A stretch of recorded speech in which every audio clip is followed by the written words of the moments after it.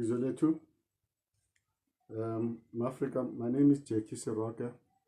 We are starting a discussion today on what is generally known as a PAC position on the issue of land. PAC and land is the same thing. Land and the PAC is the same thing. I'm not here to discuss the policy of the PAC as it stands right now. I'm here to stimulate discussion and debate on the issue of land as it relates to people. And in doing that, we use a tool. It's a political tool. We say the national question, its peoples, and how we relate to land as a people, because land is not just an empty space. We're coming into this forum to start a debate, start a discussion, start a conversation with PAC members and with the community, so that we can together work out a solution to the question of land, to the question of who we are, to the question of ourselves as a people.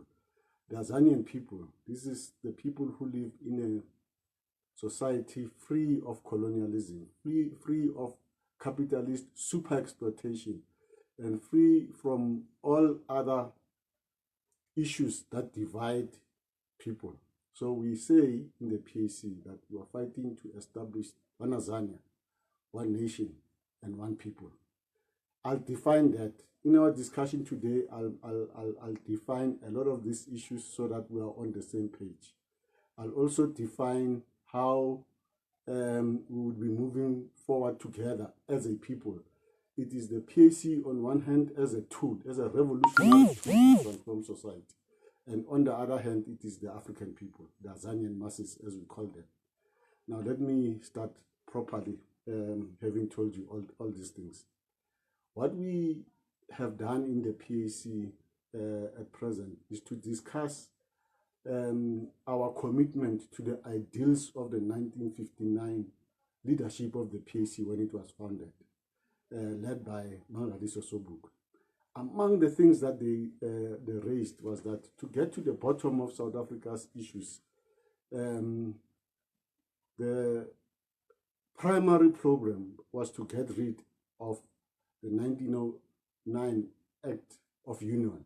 This is how South Africa was formed. And this is how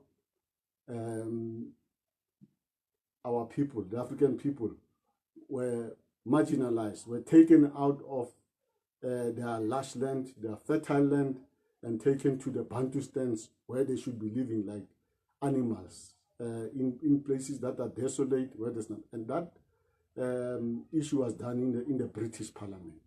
In other words, in a political language, South Africa became a settler colony. That settler colony was also based on racism. It's a settler colony that affirmed the existence of a unity, that's why the union, between the Boers and the English. It is basically a Western-centered approach towards African problem, where African people were excluded. The Native Congress was founded to resolve that problem, the problem of the exclusion of a people. You'll remember that, and the research done by Solomon Tsekiso Plaki. He said when the black man woke up one day, he found that he was a pariah in the land of his forefathers. That's the issue we're trying to resolve.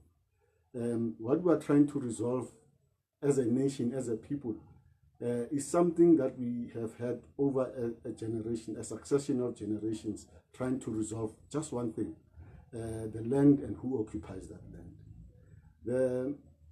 The 1909 Act, they formed a constitution that was based on taking 87% of the land and 13% belonging to African people.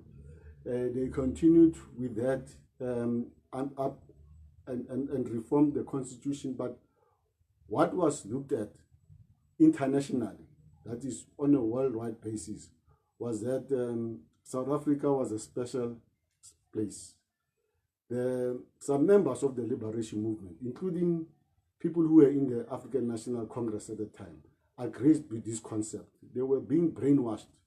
They were being told lies and falsehoods in order to pursue a position where the white people were accepted. And they formed a nation on the basis of these divisions that they have. Today, we are in a position where we have a constitutional democracy. This is the outcome of the CODESA discussions. And these were very largely made between two entities. The African National Congress, led by Nelson Mandela, and the BOAS, the National Party, led by F.W. de Klerk. They made that charade at CODESA be accepted by the international community. The international community also colluded into bringing this setup again. Now, when we look at these things, we have to very carefully, as thought leaders, as members of the PAC, even as Africans generally, we have to look at this and discuss the issue in such a way that we resolve the root cause of the problem, having understood it. And the root cause is that we have the root cause of it because of this exclusion of the African people, or of us as an African people not having full access to control our land through political power. There are limitations in the political power done through a constitutional democracy in such a way that everything that you do to transform and make changes, you have to go through the processes as accepted and explained in the constitution of the country. Now, there are problems with the constitution of the country. First, let's deal with the preamble. The preamble of South Africa, as it stands right now, says South Africa belongs to all who live in it. It captures some of the wording and feelings of the leadership that everybody comes to an agreement today that leadership was blinkered and did not see things the way they should have been seen. Because they were using a document called the Freedom Charter to do that. We, the Africanists, again, going back to history, we don't agree with the Freedom Charter approach because it made South Africa exceptional. In other words, they thought South Africa is not like the rest of the continent. They thought settler colonialism was a good thing. South Africa was already independent, and it was wrong to say Africa belongs to the Africans. They discarded African nationalism and came with a hodgepodge of something else, which defines South Africa in its ethnicities, in its racial mold, and in its tribal formations. They said South Africa, for instance, at the end of it all, has 4 nations: the black people, the coloreds, the Indians, and white people. Now that's unacceptable. It's a falsehood. It creates serious problems and tensions because once you accept people on the basis of their ethnicity, you will never be able to engage them and respect their human rights. The Bill of Rights is in the Constitution too. You will never be able to deal with those things adequately because at each and every turn you think about the color of their skin. Look at the way the distribution of wealth is in the country. A large section of wealth is still held in the hands of whites. There are a few blacks, a smattering of black people who do things in a way in which you think they are making movements. But they are all window dressing, Uncle Toms, and people who, even some who had worked hard for these things, do not represent the world of the community. I don't want to go there, but I want to establish a sense with you that the words of Seroke that said, for you to destroy white domination, you must do that in a way in which you get at the bottom of it.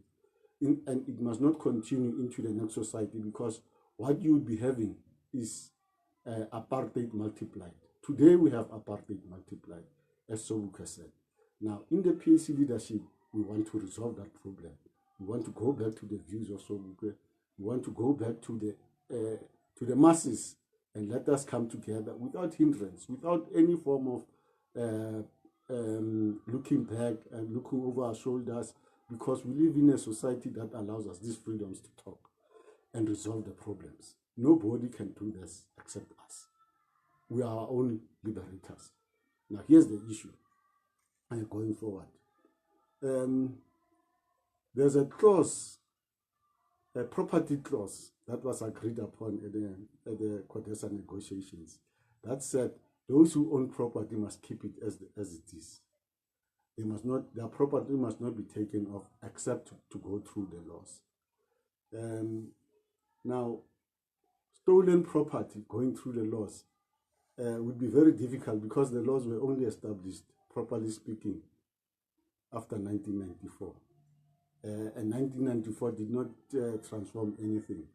You will remember, and I'm making this to show how deep this issue is, these few examples. The one is that, most people who were arrested for offenses against the past laws were made to work for free as slaves, basically, on the farms owned by the Boers. Poor. They went to work. They died, some of them, in those areas. You remember the potato farm near Betal in the Eastern Transvaal of the time, or in Mpumalanga of today. They found that people were buried along the lines where people where potatoes, for instance, were being farmed. So there are many such examples, and there are many people who still have the head that was not even addressed at the TRC, of people who are lost on the basis of losing their lives for the betterment of a section of our oppressors. There are many people who went to work for nothing in the mines. There are many people who were dismembered. I mean, today you still have people who speak Sesotho, who have only one king in a country next door called Lesotho. But Basotho, the majority of them are in South Africa. You have the same thing with Botswana, for instance. The Tswana-speaking people, if we take that route, are all over. They are in Namibia, in Southern Africa, in parts of the Free State, almost everywhere. Because they were removed into a place called Buputa Tswana in Southern Africa. And you can't do that to a people, if you respect the nationhood of any people. So we've had a lot of this dehumanization, degrading of a section of South Africa of today. In Azania, we do not want that. We want to have one nation, one people, one Azania. That's what we want. And how we are going to do that is to have respect for each and every one of them. But we will not do that until we have resolved the issue of the land. The national question, therefore, says, who do we regard as a nation? Our credo, our shining light to form a nation is that an African nation starts from the Cape right up to Cairo. Our African nation starts from Morocco to Madagascar. The whole of the African continent has experienced a similar thing of exploitation and colonialism. They have experienced a similar thing of neo-colonialism. In other words, when changes were made to form in new states, these states, which were segmented in 1884 in Berlin, still pay allegiance to those other countries. So in the West. So we need to form a nation, an African nation of all the people of Africa. But we will have to start it here in Azania, a country that we believe will lead that movement we are inspired by Ghana, of course, as the PAC. And it is only us, the Pan-Africanists, who are in a position to lead that struggle.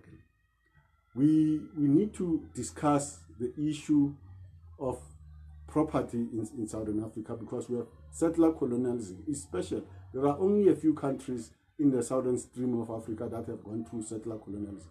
Settler colonialism is when you have your colonizers residing with you, having chosen to stay in your country forever and ever because they have nowhere else to go. And in South Africa, we have that. We have a large section of white people. We can't say we are fighting colonialism and we want to take them out. We have to resolve the issue of settler. It was not resolved in Kempton Park at the Codesa thing. It was never even discussed. So we are saying we need to resolve those issues. We don't need to do this on a piecemeal basis. Because if we do this on a piecemeal basis, as they say, there are many political parties of a reactionary nature who are saying, let us discuss the Section 25 of the Constitution that deals with property. And it says, if we are going to reform that Section 25, you need to have, it needs to go through Parliament, it needs to go through the courts, it needs to go through various steps before it is resolved if there are disputes and problems like that. You cannot resolve the problem of the land that was robbed from the African people through guns, through killings, we know the history is very clear, and say those things can be resolved through the courts. The courts needs evidence, and they listen to two sides of the story. It would mean if a currently produces a title deed, those who are removed without the title deed cannot claim to have said that. It will then be shifted into another negotiations on the side. That's another. We would like the African people to have the right to their land. This the territorial land. The right to territory is an international phenomenon. That is why people were giving back their lands. We need to resolve those things from an international perspective, that the African people, the indigenous people of Africa, all of them, are treated on an equal footing, are treated in such a way that they are proper human beings. They have the rights, and the new democracy we're asking for is a democracy that accepts the right to self-determination of a people. We do not need to be invaded in order to be recognized as people. And we do not need to argue the stories of colonialism taking us back, because we can argue that there's so much evidence of it. We need to create a land of peace and plenty. Azania is a land of peace and plenty. We need to have a redistribution of the land, a redistribution of incomes, a redistribution of wealth in such a way that the wealth resides in the hands of the majority. How are we going to do that? I'm stimulating you to think about these things and to contribute in the formulation of an Azania we imagine ourselves going through. Because if we don't, we will continue to have these problems where we have a flag independence. The only thing that we say we're happy with is a flag of South Africa, but we have nothing to show for it. And it is very bad for white people to continue to live without knowing what tomorrow brings, because we continue to have these many problems and social movements of people, many people who are, they need to be led. We need to lead the people. The PAC is the only party, I repeat, is the only party that is able to function as a vehicle and a weapon, if you like, that will be able to smash imperialism, that will be able to smash settler colonialism, and in its place create a society that all of us can be able to enjoy. Our leadership in the PAC is raising documents, is writing material, is talking to you, asking, let us debate, let us enter into a dialogue, and let's move forward, united as one. I'm now at the position where I'd like to pause and ask you to bring feedback And I'll want to do that with the facilitators of this program, so that they tell me what your feedback is all about, and if we can be able to respond to those feedbacks, because we promote a dialogue, not a monologue. We also support the idea that in order to talk to the oppressed, you must treat them kindly. You must treat them like normal human beings. And the feedback from them is what makes us what we are. So the feedback is very important, and we will continue with this type of discussions on a continuous basis. Continue with them in such a way that there's no time when we say we are not available to discuss the issues.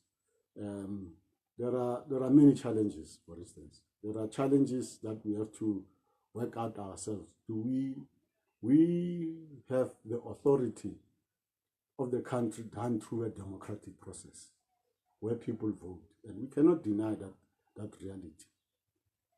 In other words, the masses, when they don't have the PAC to represent them, will vote for any Puletladin Dala to represent them, and any Puletladin Dala will misrepresent the people.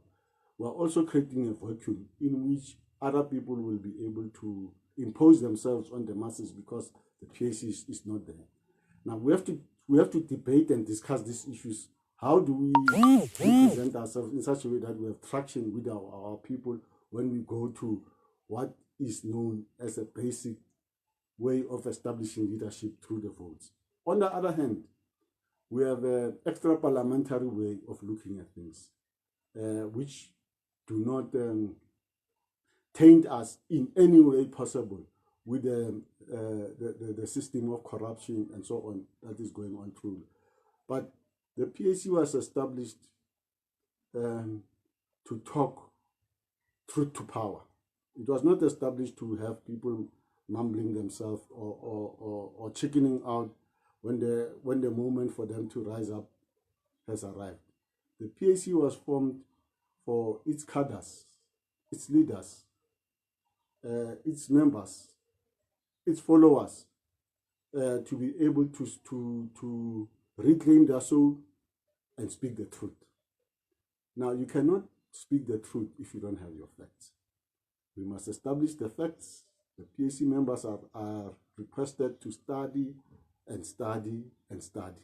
We must form study groups, discussion groups, in order for us to penetrate and understand these issues, so that when we debate with others, when we discuss and talk to the masses, you cannot show people the light when you yourself are dim-witted, are in the dark, and you don't understand what you're talking about. So we need to establish a discussion forum that we've been denied all this time inside the PAC. We need to establish this democratic centralism. Debate until you form an agreement. And those who had carried different views will also be accommodated. But we have a problem. And the problem is very clear. We have a state, a nation state that is not working. We have a nation state that has several people inside it who are at odds with each other. We have a South Africa that has continued to have the privileged, living a privileged life. Actually, for those of us who know this, whites have never enjoyed themselves like they do right now in South Africa, because when they were still conducting apartheid, they were isolated from the world. Today, they have been legitimized to move around the world as a free people, and to take the loot that they took from the people and have it as their own. That cannot continue to persist. We have to resolve the problem. It's creating a problem for us in Africa.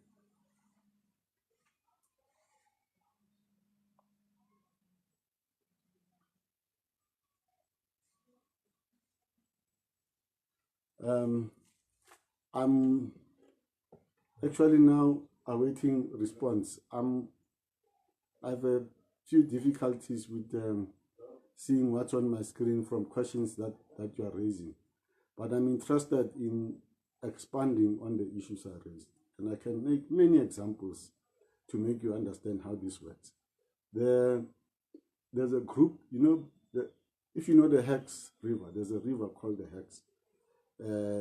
It is in the northwest, and it cuts across the Northern Cape and the Northwest provinces. The other side of the Hex River is a land that has been identified to have as many diamonds as possible. So those farmers who occupy those farms, it's in a dry area, have access to diamonds, and they use those diamonds to trade and to enrich themselves normally. The people who own or they sell the diamonds to is to legitimize the loot that they get from those lands, including land that belongs to the people, the indigenous people in the area, who are also African speaking, by the way. They take the diamonds and put them through a company called Transex. Now, Transex is a company that belongs to the Ruperts. It's actually an equivalent of the PS that runs trading in diamonds and enriches those people on a racial, ethnic, and tribal basis. That's unacceptable. That's what we're saying. It is unacceptable to continue to work on that basis. So we in the PAC want to get to the root of problems such as this. There are various other examples I can tell you. In the KZN area, you have the cane fields, the sugar cane fields. Who owns those sugar cane fields? It's not the people of the area. So the way wealth is being, and all these things are things that are coming from the land. The way that wealth is being hoarded by a few for self-enrichment means we cannot now continue to be saying South Africa has a problem of poverty and inequality. In the PAC, we believe that inequality is based on the racist policies that the boss have established. Poverty is man-made. It's not poverty. It's man-made because it is as a result of being denied access to many things, being denied the right to school, the right to all these things that make us improve our lives.